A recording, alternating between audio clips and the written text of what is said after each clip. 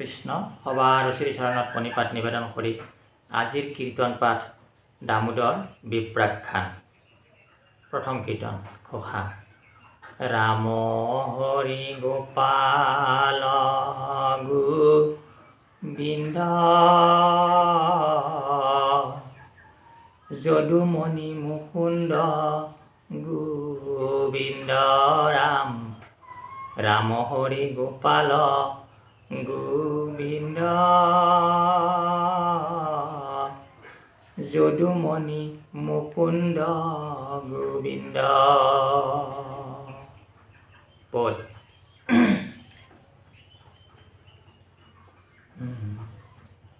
ফুকনি গদতি সোণা কুৰুপতি কৃষ্ণৰ আৰু চৰিত্ৰ আছিল দৰিদ্ৰ বিপ্ৰ দামোদৰ বৈষ্ণৱ আতি পবিত্ৰ। ৰাম কৃষ্ণেৰে তান মহামিত্ৰৱতী পঢ়ন্তে গুৰু গৃহত। ও খাইবে খুন্তিবাক একোৱেই নাহিকে বস্ত্ৰহীন শৰীৰত।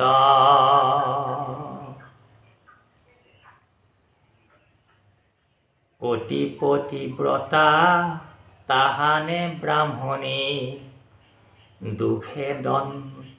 দুখে দণ্ডে যুগ যায়। কাম্পন্তে আখিয়া স্বামীক বুলিলা মুখৰ মাত নোলায়। ৰাম শুনিও কস্বামী মন্দ ভাগি আমি সহিব কতনি কাৰ। দ্বাৰকাতই আছে প্ৰভু নাৰায়ণ পৰম মিত্ৰ তোমাৰ। কৃষ্ণ ইয়াত দামোদৰ বিপ্ৰাখ্যানত কৈছে, আৰম্ভণি কৰিছে পদে যে শুক নিগদতি সোণা কুৰুপতি কৃষ্ণৰ আৰু চৰিত্ৰ। শুক নিগদতি মানে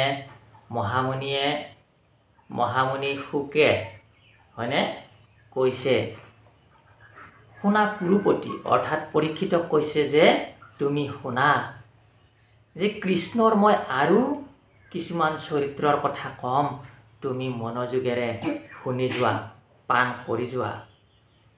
যে এজন অতি দৰিদ্ৰ ব্ৰাহ্মণ আছিল, বিপ্ৰ আছিল, আৰু তাৰ নাম আছিল কি সুদাম বা বিপ্ৰ দামোদৰ। আৰু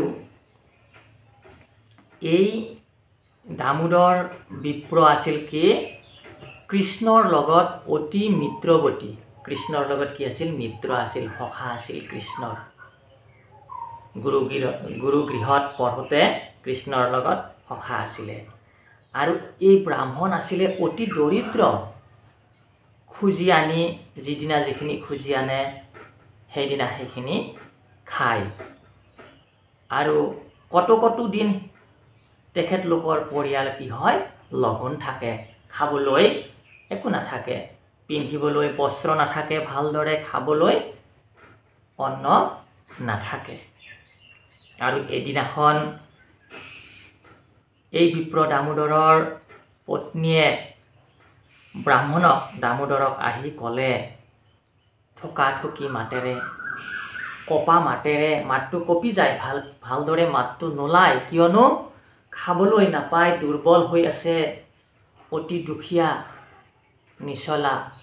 গতিকে মুখেৰে মাত ওলাব নোখোজে, ঠুকি মাতেৰে কৈছে যে দ্বাৰকা নগৰীত দ্বাৰকাৰ ৰজা ভগৱান দ্বাৰকাৰ ৰজা শ্ৰীকৃষ্ণ তোমাৰ কি মিত্ৰ, তোমাৰ সখী।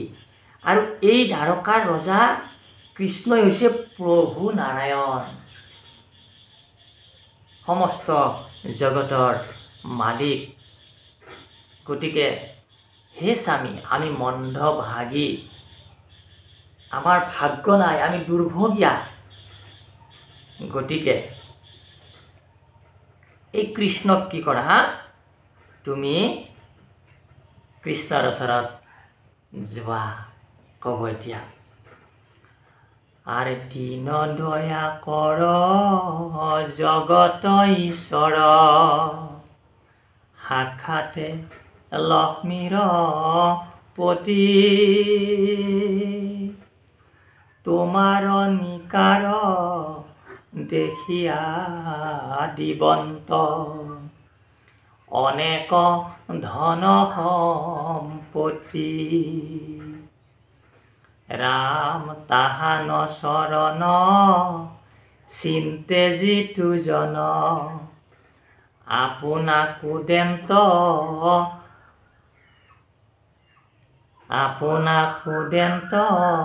তান্ত, নকৰা বিমন পাইবা বহুধন, নবাধিবা মোৰ বাক,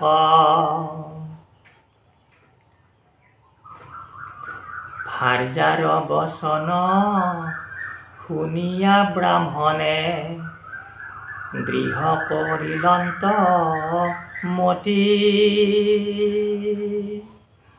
কৃষ্ণ দৰ্শনে মোৰ মহালাভ, যাইবো দ্বাৰকাক প্ৰতি, ৰাম ভাৰ্যাক বোলন্ত জীপাৰা সন্দেহ, আনি দিয়া যান্তে উঠি, শুনিয়া ব্ৰাহ্মণী মাগিয়া নিলন্ত, চাউল চিৰা 4 মুঠি। আৰু ভাৰ্যাই ক'লে ব্ৰাহ্মণক, অৰ্থাৎ বিপ্ৰ দামোদৰক ক'লে যে ত্ৰিজগত পতি লক্ষ্মীৰ গৰাকী, লক্ষ্মীৰ স্বয়ং লক্ষ্মীৰ স্বামী কৃষ্ণ ভগৱন্তক ওচৰলৈ তুমি যোৱা, আৰু তোমাৰ দুখ দেখি, তুমি যে ইমান দুখীয়া নিচলা এই কথাটো দেখি কৃষ্ণ ভগৱন্তই অনেক ধন সম্পত্তি প্ৰদান কৰিব, এই বুলি ভাৰ্যাই ক'লে। গতিকে তুমি পলম কৰিব নালাগে, আৰু মোৰ কথাটো তুমি নামানাকে থাকিব নালাগে, তুমি কৃষ্ণৰ ওচৰলৈ যোৱা। এনেকুৱা কথা নিজৰ পত্নীৰ মুখৰ পৰা শুনি বিপ্ৰ দামোদৰে আনন্দিত হ'ল। কিয়? যে মই ধন সম্পত্তি, মনতে ভাবিছে যে মই ধন সম্পত্তি খোজো নোখোজো বেলেগ কথা, ধন সম্পত্তি দিয়ে নিদিয়ে মোক বেলেগ কথা, কিন্তু জগতৰ ঈশ্বৰ, অনন্ত কোটি ব্ৰহ্মাণ্ডৰ মালিক, আৰু মোৰ গুৰুগৃহত পঢ়া সখা কৃষ্ণ কি হ'ব, মই লগ পাম ইয়াৰ দ্বাৰা। গতিকে যাবৰ কাৰণে বিপ্ৰ দামোদৰে ইচ্ছুক হ'ল, আৰু নিজৰ পত্নীক ক'লে, ঠিক আছে ভাৰ্যা, মই দ্বাৰকাপুৰীত যাম, কৃষ্ণক লগ ধৰিম, তুমি মোক কিবা অকণমান আলহীৰ ঘৰত নিবৰ কাৰণে যোগাৰ কৰি দিয়া। আলহীৰ ঘৰত গ'লে আজিকালি মানুহে মিঠাই নিয়ে, লাড়ু বনাই নিয়ে, পিঠা নিয়ে, হয়নে? গতিকে এনেকৈ নিয়ে। গতিকে এই বিপ্ৰ দামোদৰেও নিজৰ পত্নীগৰাকীক ক'লে যে মই দ্বাৰকাপুৰীলৈ যাবৰ কাৰণে ইচ্ছুক হৈছোঁ, প্ৰস্তুত হৈছোঁ, যাম, কিবা অকণমান আলহী ঘৰত যাম যিহেতু, কিবা অকণমান মোক যোগাৰ কৰি দিয়া। তেতিয়া ব্ৰাহ্মণীয়ে খুজি মাগি 4 মুঠি চাউল চিৰা আনি দিলে আৰু সেই 4 মুঠি চাউল চিৰা ললে কৃষ্ণৰ ঘৰত নিবৰ কাৰণে। কানিৰ টোপলি বান্ধি আনি দিলা, ব্ৰাহ্মণে কাষত লৈলা। কৃষ্ণৰ চৰণ দেখিবা কমনে, দ্বাৰকাক লাগি গৈলা। কৃষ্ণক দেখিবে কত বেলি পাও, মনে গুণি দিজ বৰ। হেনাৰ বাজুক চৰাই তিনিদাৰ, পাইলা গয়ায় ভন্তৰ।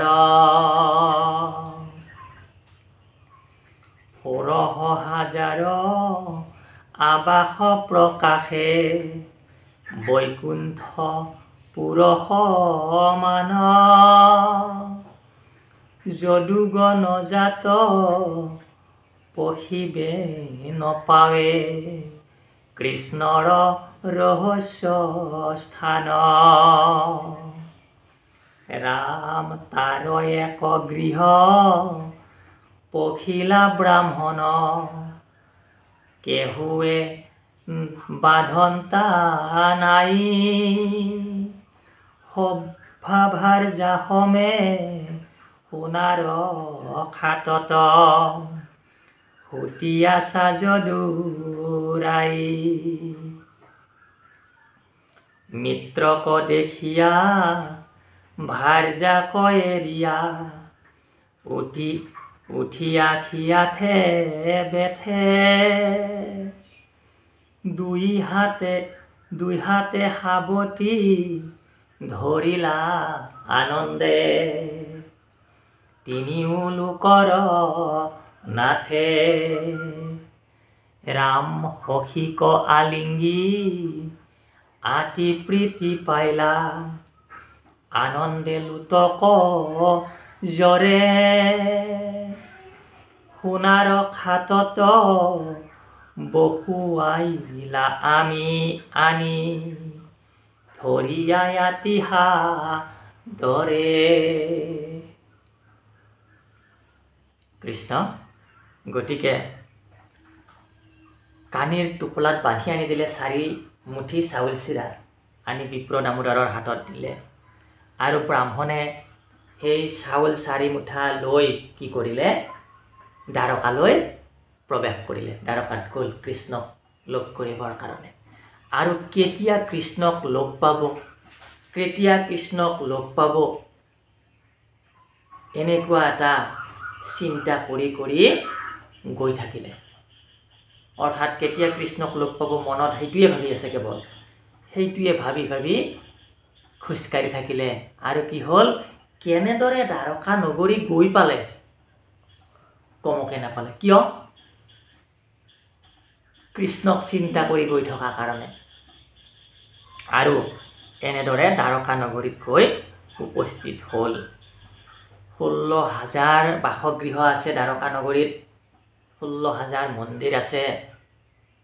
গতিকে এই 16,000 বাসগৃহৰ তাৰে এটা বাসগৃহত কি কৰিলে, এই বিপ্ৰ দামোদৰ প্ৰৱেশ কৰিলে। আৰু সেই কোঠালিটোত সব্বা ভাৰ্যাৰ সৈতে কৃষ্ণ ভগৱন্ত বহি আছে।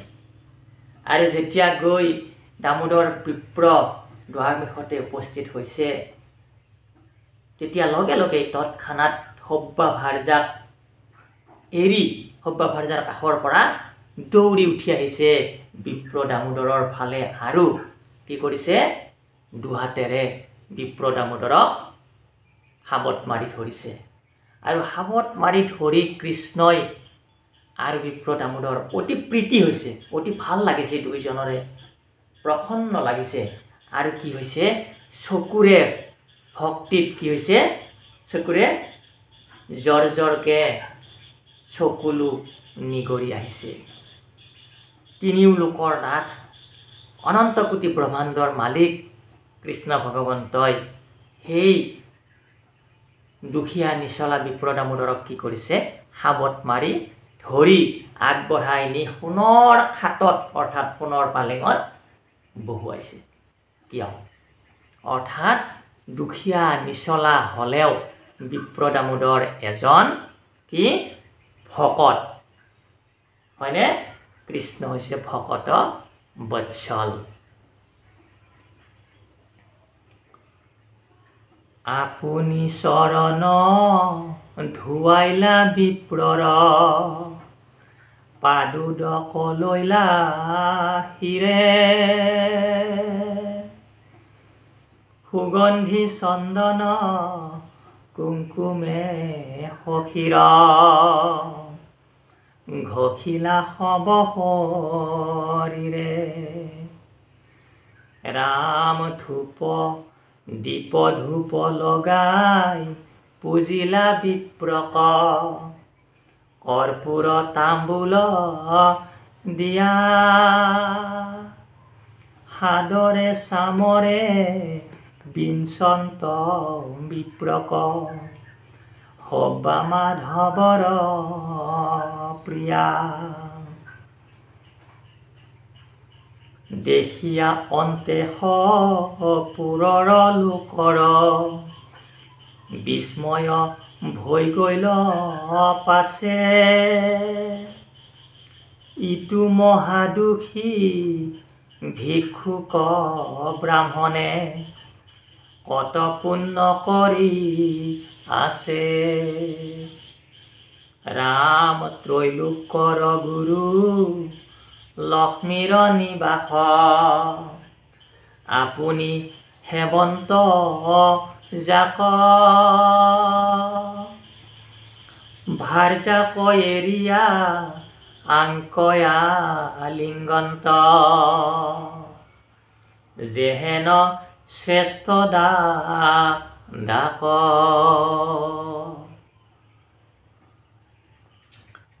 আপুনি চৰণত ধুৱাইলা বিপ্ৰৰ তাৰমানে নিজেই আপুনি মানে নিজেই চৰণ মানে ভৰি গতিকে নিজেই চৰণ ধুৱালে কৃষ্ণই বিপ্ৰ দামোদৰৰ চৰণ নিজেই ধুৱালে ত্ৰিজগত মালিক হয়নে ভগৱান কৃষ্ণ এই কৃষ্ণই বিপ্ৰ দামোদৰৰ চৰণ নিজেই ধুৱাই দিলে আৰু ধুৱাই দিওঁতে কৃষ্ণৰ কষ্ট হ'ব বুলি স্বয়ং লক্ষ্মীয়েও আহি কি কৰিছে চৰণ ধোৱাত লাগিছে আৰু সেই বিপ্ৰ দামোদৰক